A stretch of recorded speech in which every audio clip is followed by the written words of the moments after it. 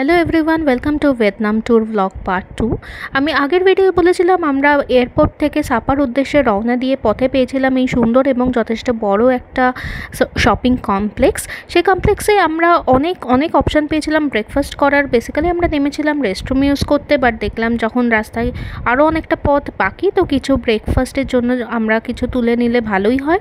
তো সেই জন্য আমরা নেমেছিলাম এই ক্যাফেতে এবং দেখলাম প্রচুর অপশান এখানে পাওয়া যাচ্ছে। ইন্টারন্যাশনাল ব্র্যান্ডসও আছে, ক্যান্ডিজ, টি, কফি, কেক, বিস্কিট, কুকিজ, সব রকমেরই অপশান আমরা পেয়েছিলাম ওখানে। এবং বসে খাওয়ার জন্য যথেষ্ট বড় একটা জায়গা ছিল এবং ওরা ওখানে লাইভ টি, কফি টেস্ট করাচ্ছিল।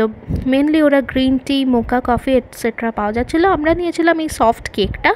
কিছু ভাষা বুঝতে পারছিলাম না, কারণ যা লেখা ছিল সবই ভিয়েতনামিজ ভাষায় লেখা ছিল, কিন্তু টেস্ট খুবই ভালো ছিল, খুব সফট ছিল এই কেকটা।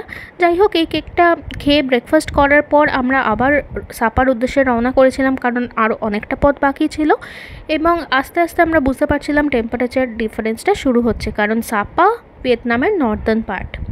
তার ওই দূরে দেখুন পাহাড় দেখা যায়, ইন্দো চায়নার পাহাড়ের রেঞ্জ ওখানে সাপায় দেখা যায় এবং ইন্দো চায়নার হাইয়েস্ট পিকও দেখা যায় ওখানে।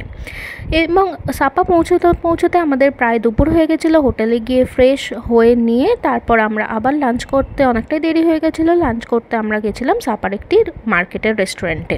খুব সাজানো গোছানো একটু রেস্টুরেন্টে আমরা অর্ডার দিয়েছিলাম ফ্রায়েড রাইস আর নুডলস। প্ল্যান ছিল আমরা লাঞ্চ করে আবার আর একটা জায়গায় ঘুরতে যাব, ওখানকার লোকাল সাইট সিনে। ওখানকার সাইড ডিশ অ্যাজ সাচ কিছু আমরা নিইনি, কারণ কি আমাদের অলরেডি অনেকটা লেট হয়ে গেছিলো এবং যা ওরা দিয়েছিল তা দুজনের জন্য এনাফ ছিল।